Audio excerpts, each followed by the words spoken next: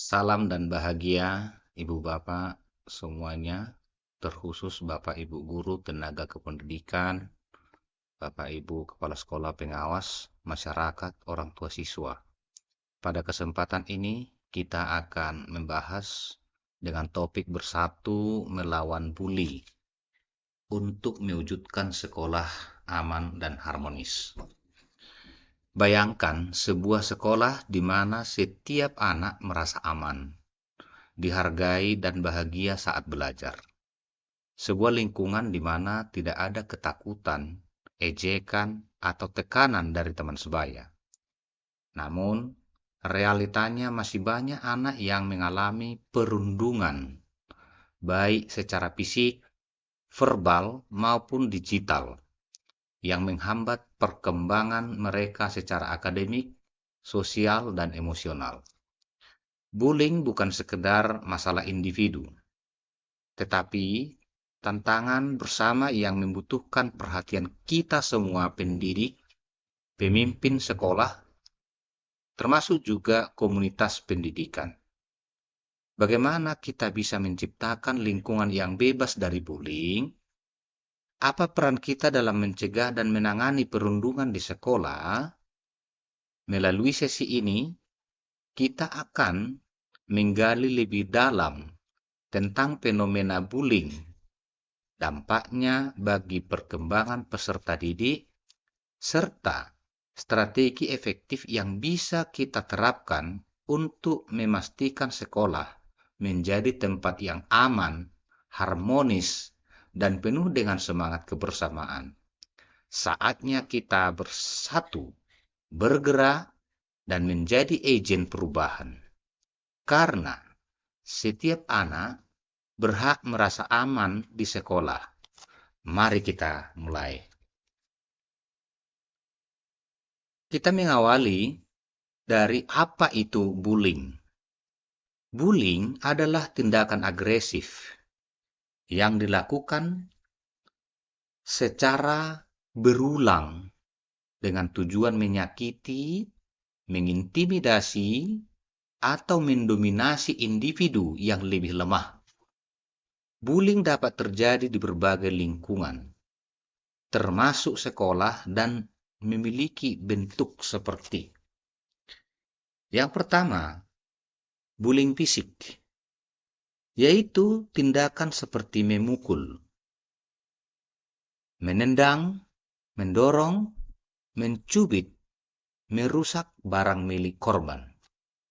Yang kedua, bullying verbal, yaitu menggunakan kata-kata untuk menyakiti, seperti mengejek, menghina, mengancam, atau memberikan julukan yang merendahkan.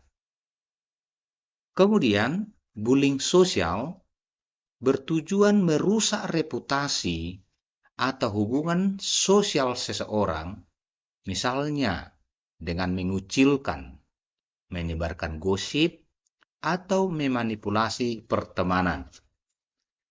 Berikut yang terakhir, bullying atau cyberbullying, yaitu perundungan yang dilakukan melalui media digital, seperti media sosial, pesan singkat, atau email dengan cara menyebarkan fitnah, ancaman, atau konten yang mempermalukan korban. Ibu Bapak, perbedaan antara bullying, konflik biasa, dan bercanda. Seringkali bullying disalahartikan sebagai konflik biasa atau sekedar bercanda. Padahal, ada perbedaan mendasar di antara ketiganya. Bullying ada ketidakseimbangan kekuatan. Misalnya, pelaku lebih kuat atau berkuasa, dilakukan berulang kali, dan bertujuan untuk menyakiti atau mengendalikan korban. Sementara konflik biasa, yaitu terjadi di antara dua pihak dengan kekuatan yang setara. Biasanya karena perbedaan pendapat, dan bisa diselesaikan dengan komunikasi atau mediasi. Sedangkan bercanda, yaitu biasanya bersifat timbal balik, tidak bermaksud menyakiti, dan semua pihak merasa nyaman. Tidak salah satu pihak merasa tersakiti, maka itu bukanlah lagi bercanda. Kemudian Ibu Bapak, dampak bullying terhadap korban, pelaku, dan lingkungan sekolah. Bullying bukan hanya berdampak pada korban, tetapi juga pada pelaku dan lingkungan sekolah secara keseluruhan. Bagi korban, bisa mengalami kecemasan, depresi, kehilangan rasa percaya diri, menurunkan prestasi akademik, bahkan keinginan untuk menghindar dari sekolah. Dalam kasus ekstrim, korban dapat mengalami trauma jangka panjang. Dampak bagi pelaku bullying cenderung mengembangkan perilaku agresif, sulit berempati, dan berisiko terlibat dalam tindakan kriminal atau kekerasan di masa depannya. Dampak bullying terhadap lingkungan sekolah. Sekolah yang tidak menangani bullying dengan baik akan memiliki atmosfer yang tidak kondusif. Dengan meningkatnya ketakutan, ketidaknyamanan, dan rendahnya rasa kebersamaan di antara siswa maupun guru serta tenaga kependidikan. Dengan demikian, mencegah dan menangani bullying bukan hanya tanggung jawab individu, tetapi tugas kita bersama. Dengan menciptakan lingkungan yang aman, mendidik siswa tentang empati, serta membangun komunikasi yang baik antara guru, siswa, dan orang tua, kita dapat mewujudkan sekolah yang harmonis dan inklusif bagi semua. Bapak Ibu yang berbahagia, mengapa bullying harus dihentikan? Bullying bukan sekedar masalah kecil di lingkungan sekolah, tetapi ancaman serius yang dapat berdampak jangka panjang bagi korban, bagi pelaku, serta iklim belajar secara keseluruhan akan terganggu. Berikut beberapa alasan mengapa bullying harus dihentikan. Pertama, efek jangka pendek dan jangka panjang bagi korban dan pelaku. Bagi korban, dalam jangka pendek, korban sering mengalami kecemasan, stres, dan rendahnya rasa percaya diri. Mereka bisa kehilangan semangat belajar, menarik diri dari pergaulan, bahkan mengalami gangguan kesehatan fisik, seperti sakit kepala atau gangguan tidur. Dalam jangka panjang, trauma akibat bullying dapat menyebabkan depresi, gangguan kecemasan, bahkan meningkatkan risiko tindakan menyakiti diri sendiri atau bunuh diri. Bullying bagi pelaku mungkin terlihat kuat saat melakukan perundungan. Tetapi ibu bapak, dalam jangka panjang, mereka berisiko mengalami gangguan kepribadian, sulit menjalin hubungan sosial yang sehat, cenderung terlibat dalam tindakan kriminal, seperti kekerasan, dan bahkan penyalahgunaan narkoba. Ibu bapak, yang kedua, mengapa bullying harus dihentikan? Pengaruh negatif terhadap iklim belajar dan kesehatan mental. Bullying menciptakan suasana sekolah yang penuh ketakutan dan ketidaknyamanan. Siswa yang merasa terancam tidak dapat fokus, dan hal ini berdampak pada penurunan prestasi akademik. Selain itu, bullying mengakibatkan rusaknya hubungan sosial, membuat siswa enggan berpartisipasi dalam kegiatan sekolah, menciptakan lingkungan yang penuh kecemasan, baik bagi korban, saksi yang menyaksikan peristiwa tersebut pula. Yang ketiga, mengapa bullying harus dihentikan? Peran sekolah dalam menciptakan lingkungan aman dan mendukung. Ibu bapak, sekolah memiliki tanggung jawab besar dalam mencegah dan menangani bullying dengan langkah-langkah sebagai berikut. 1. Menerapkan kebijakan anti-bullying yang jelas dan tegas. 2. Meningkatkan kesadaran siswa, guru, dan orang tua tentang bahaya bullying melalui sosialisasi dan pelatihan. 3. Membangun budaya sekolah yang berbasis empati, kerjasama, dan keterbukaan. 4. Menyediakan layanan konseling bagi korban dan bimbingan bagi pelaku untuk mencegah perilaku berulang. Ibu bapak, mengapa bullying harus dihentikan? Yang keempat, konsekuensi hukum bagi pelaku bullying. Di Indonesia, bullying bisa dikenai sanksi hukum berdasarkan beberapa peraturan, seperti Undang-Undang Perlindungan Anak, yaitu Undang-Undang Nomor 35 Tahun 2014. Pelaku bullying yang mengakibatkan dampak fisik atau psikologis bisa dikenai hukuman pidana. 2. Undang-Undang ITE, yaitu Undang-Undang Nomor 19 Tahun 2016, mengatur tentang cyberbullying, di mana pelaku bisa dikenai hukuman denda hingga miliaran rupiah atau penjara.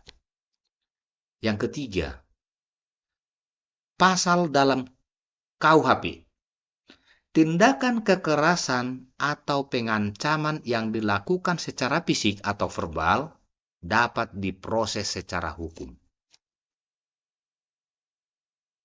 Sebagai studi kasus, ibu bapak, yang kerap terjadi, kasus cyberbullying di media sosial. Seorang siswa SMP mengalami depresi setelah menjadi korban perundungan online di grup WhatsApp teman-temannya. Foto-fotonya diedit dan disebarluaskan dengan komentar negatif, menyebabkan korban menarik diri dari sekolah dan mengalami gangguan mental. Kasus ini berujung pada intervensi pihak sekolah dan orang tua serta pelaku mendapatkan pembinaan. Studi kasus yang kedua, bullying fisik di sekolah. Seorang siswa SMA mengalami kekerasan fisik dari sekolah. Sekelompok temannya sekelas karena dianggap berbeda. Akibatnya, ia mengalami luka fisik dan trauma psikologis. Kasus ini akhirnya diproses secara hukum setelah keluarga korban melaporkan kejadian tersebut. Kemudian ada kasus lagi, bullying verbal yang berulang. Seorang anak SD terus-menerus diejek oleh teman-temannya karena kondisi fisiknya. Akibatnya ia kehilangan semangat belajar dan enggan berangkat ke sekolah. Setelah intervensi dari guru dan konselor sekolah, para pelaku diberikan pemahaman tentang dampak negatif bullying dan korban mendapatkan dukungan pemulihan mental. Dengan demikian, Ibu Bapak, sangat penting sekali bullying harus dihentikan. Sebab bullying bukan hanya berdampak pada individu, tetapi juga merusak sistem pendidikan, lingkungan sosial secara keseluruhan. Oleh karena itu, semua pihak, baik guru, siswa, orang tua, masyarakat, harus bersinergi untuk mencegah, mendeteksi, dan menangani bully dengan cepat dan tepat. Sekolah yang aman dan harmonis adalah bahwa setiap hak siswa dan kita semua memiliki peran dalam mewujudkan sekolah aman, nyaman bagi semua murid. Ibu Bapak, siapa yang terlibat dalam pencegahan bullying? Di sini kami menyajikan ada 5 pihak-pihak yang terlibat di dalam pencegahan bullying. Yang pertama korban, kedua pelaku, ketiga saksi atau bystanders, keempat guru maupun tenaga kependidikan, kelima orang tua serta masyarakat. Pencegahan bullying bukan hanya tanggung jawab korban atau sekolah, tetapi membutuhkan keterlibatan semua pihak. Yang pertama, pelaku. Mengapa seorang bisa menjadi pelaku bullying? Tadi sudah kita jelaskan. Dan bagaimana mengubah perilaku tersebut. Itu yang terpenting. Seorang bisa menjadi pelaku bullying karena berbagai faktor. Seperti kurangnya empati, pengaruh lingkungan, ingin menunjukkan kekuasaan, atau pernah menjadi korban bullying sebelumnya. Maka untuk merubah perilaku ini, ada 4 cara yang kami akan sajikan. Yang pertama, beri pemahaman bahwa bullying merupakan merugikan diri sendiri dan orang lain. Kedua, libatkan dalam kegiatan positif yang mengajarkan kerjasama dan kepedulian. Yang ketiga, berikan bimbingan melalui konseling dan pembinaan karakter. Yang keempat, tegakkan aturan yang tegas. Tetapi tetap memberikan kesempatan bagi pelaku untuk berubah. Ibu Bapak, bagi saksi atau bystanders, peran teman sebaya dalam menghentikan bullying. Di sini, teman sebaya atau saksi atau bystanders dapat berperilaku mendukung korban, yaitu dengan memberi rasa aman dan membantu melaporkan kejadian tersebut. Jangan ada pembiaran dari rekan sejawatnya atau teman sejawatnya. Kemudian menegur pelaku jika situasi memungkinkan atau mencari bantuan dari Bapak Ibu guru. Yang ketiga, membangun solidaritas dengan tidak membiarkan bullying terjadi di lingkungan sekolah. Bapak Ibu guru berperan yaitu membangun budaya anti-bullying di sekolah. Sekolah harus menjadi tempat yang aman bagi semua siswa. Guru dan tenaga pendidikan dapat melakukan hal-hal berikut. 1. Menanamkan nilai empati dan toleransi dalam pembelajaran. 2. Menegakkan aturan anti-bullying dan segera menangani kasus yang terjadi. 3. Menyediakan ruang aman bagi siswa untuk melaporkan kasus-kasus bullying tanpa takut. 4. Mengadakan program anti-bullying seperti sosialisasi dan diskusi kelompok. Ibu bapak, peran orang tua.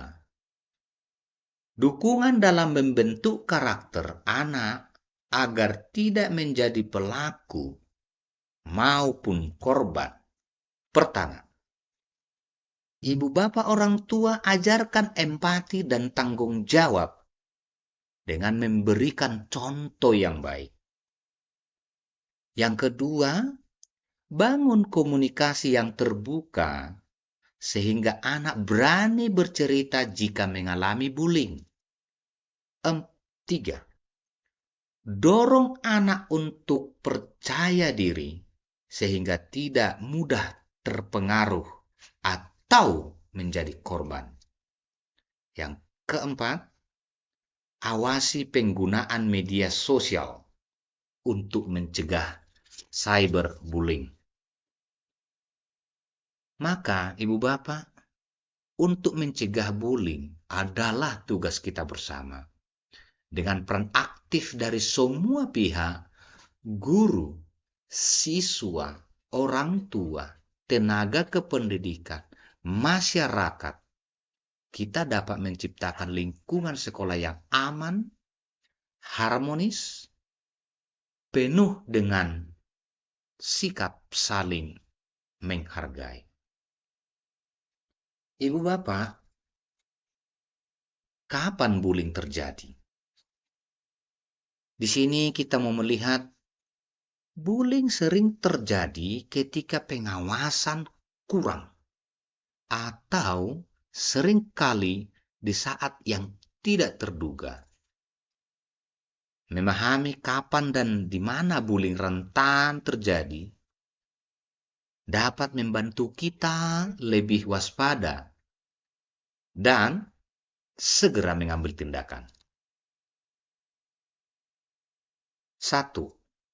Situasi rentan terjadi bullying, seperti pada jam istirahat, perjalanan ke sekolah atau dari sekolah, media sosial, dan lain sebagainya.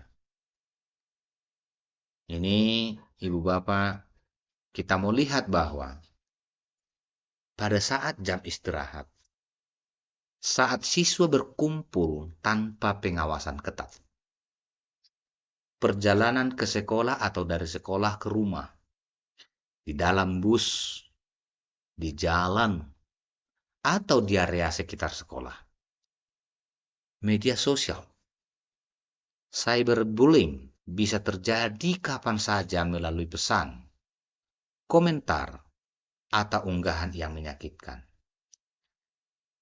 Kegiatan kelompok, seperti di asrama, ekstrakurikuler, atau ruang kelas ketika guru tidak hadir. Tanda-tanda bahwa seseorang mengalami bullying. Yang pertama, perubahan emosi. Yang tadinya tidak pendiam menjadi lebih pendiam, mudah cemas, atau sering tampak sedih. Kemudian tanda yang kedua, menarik diri, enggan berangkat sekolah, atau menghindari pertemuan di sekolah. Tanda yang ketiga, korban bullying, penurunan prestasi akademik, kesulitan berkonsentrasi atau motivasi belajar menurun. Tanda fisik. Memar itu akibat pemukulan misalnya, luka, atau barang pribadi sering hilang atau rusak. Yang kelima, perubahan perilaku online. Tiba-tiba menghindari media sosial atau tampak cemas setelah menggunakan ponsel. Itu tanda-tanda korban mengalami bullying. Waktu yang tepat untuk bertindak melaporkan bullying. 1. Melihat kejadian secara langsung. Segera intervensi dengan cara yang aman atau cari bantuan. 2. Mengetahui korban merasa takut atau terganggu. Jangan menunggu hingga situasi semakin parah. 3. Dengan melihat tanda-tanda mencurigakan, jika anak atau murid menunjukkan tanda-tanda menjadi korban, ajak bicara. Dengan empati dan bantuan mencari solusi. Yang keempat, ketika bullying terjadi secara online, segera laporkan kepada pihak terkait. Blokir pelaku dan kumpulkan bukti untuk tindakan lebih lanjut. Dengan demikian, bullying bisa terjadi kapan saja, tetapi kita bisa menghentikan jika bertindak dengan cepat. Jangan ragu untuk membantu, karena satu tindakan kecil dapat menyelamatkan seseorang dari trauma jangka panjang.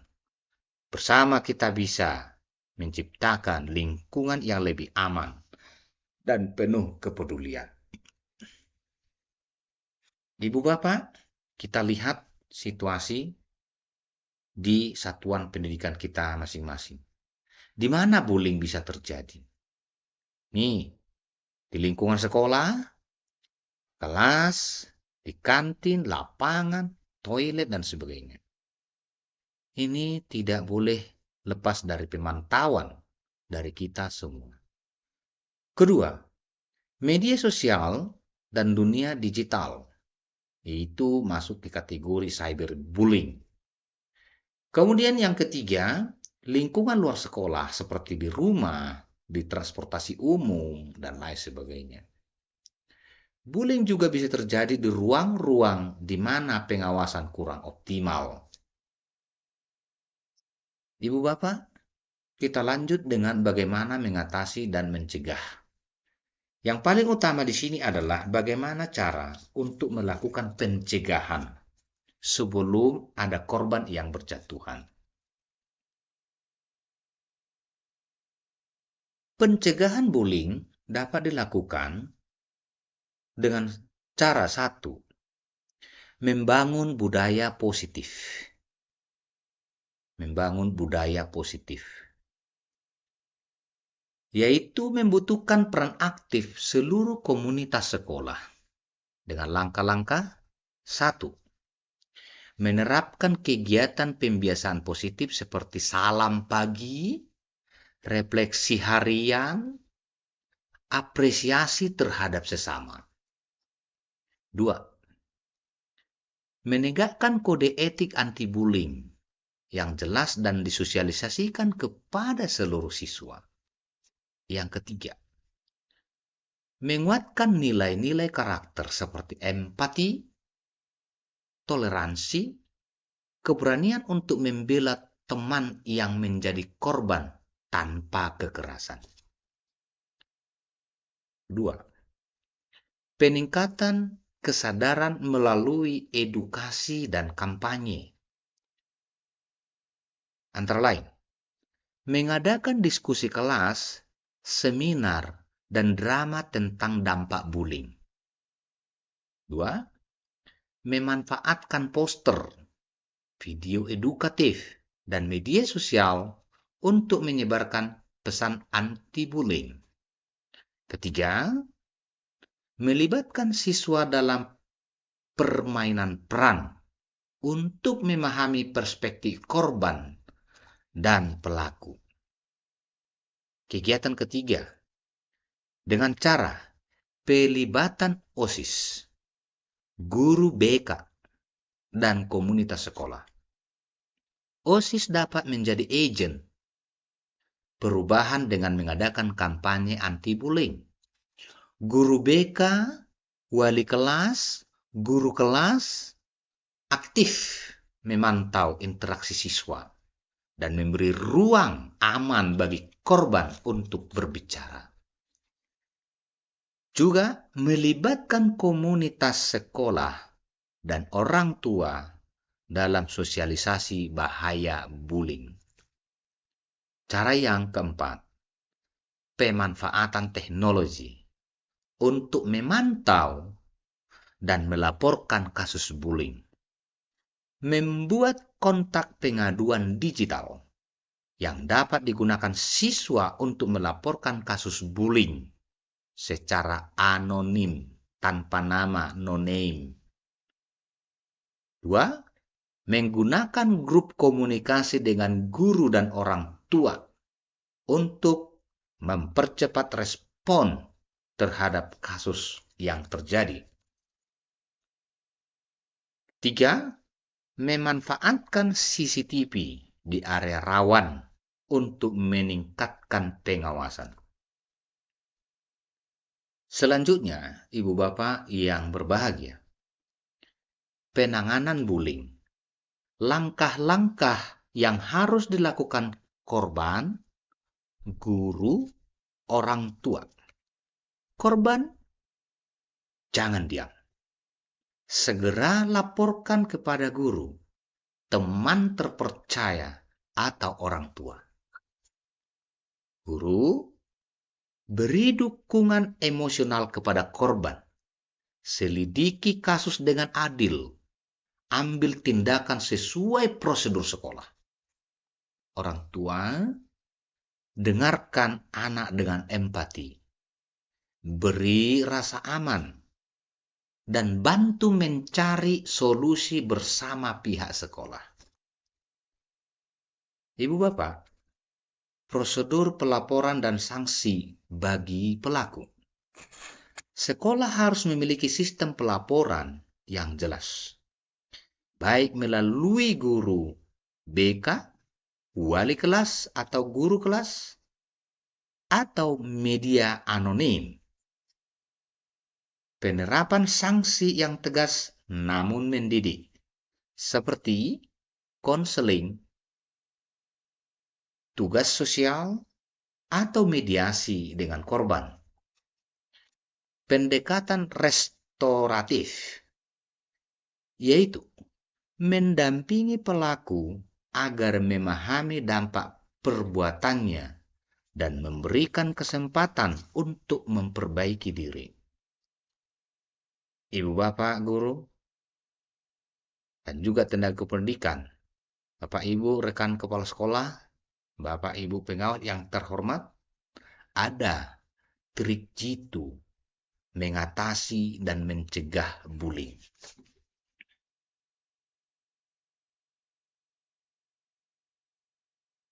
Bahwa 1. Ajarkan siswa stop, say no, katakan tidak, tell someone, beritahu orang lain, observe, amati situasi. Itu dia, stop. S-nya, say no. T, tell someone, beritahu orang lain. Kemudian O-nya, observe, amati situasi. P, protect yourself, lindungi diri sendiri. Itu akronim daripada trik jitu untuk anti-bullying. Stop, say no, tell someone, observe, protect yourself. 2. Terapkan kontrak kelas anti-bullying yang dibuat dan disepakati bersama oleh siswa. Sekali lagi, terapkan kontrak kelas anti-bullying yang dibuat dan disepakati bersama oleh siswa. Itu trik yang kedua. Trik yang ketiga, gunakan kode rahasia atau simbol agar korban bisa meminta bantuan secara tidak langsung kepada guru atau teman terpercaya. Yang keempat, dorong siswa untuk menjadi upstanders. Upstanders bukan sekedar bystanders. Upstanders bukan sekedar bystanders yang berani membela korban dan melaporkan kasus bullying. Dengan demikian, bullying bukan masalah individu, tetapi tanggung jawab bersama. Dengan membangun budaya positif, meningkatkan kesadaran, serta menangani kasus secara adil dan restoratif, kita dapat menciptakan sekolah yang aman dan harmonis. Saatnya kita bersatu untuk menghentikan bullying. Ibu Bapak yang kami hormati, sebagai closing statement, kami mau sampaikan bahwa mari bersatu melawan bullying untuk masa depan yang lebih baik. Bullying bukan sekedar perilaku negatif, tetapi ancaman serius yang dapat merusak kepercayaan diri, kesehatan mental, dan masa depan generasi muda. Jika dibiarkan, dampaknya tidak hanya dirasakan oleh korban dan pelaku, tetapi juga oleh seluruh komunitas satuan pendidikan. Melalui program Bersatu Melawan Bullying, maka mari wujudkan sekolah aman dan harmonis. Kita berkomitmen untuk tidak hanya menangani kasus bullying yang terjadi, tetapi juga membangun budaya pencegahan sejak dini. Ini berarti menciptakan lingkungan sekolah yang penuh empati, menghargai keberagaman, serta memberdayakan seluruh elemen sekolah, yaitu siswa, guru, tenaga pendidikan, dan orang tua, untuk aktif dalam pencegahan bullying. Dengan edukasi, kampanye positif, keterlibatan seluruh komunitas, serta kebijakan tegas dan adil, kita bisa menciptakan lingkungan sekolah aman, nyaman, mendukung keberlanjutan dan berkarakter. Terima kasih, Horas.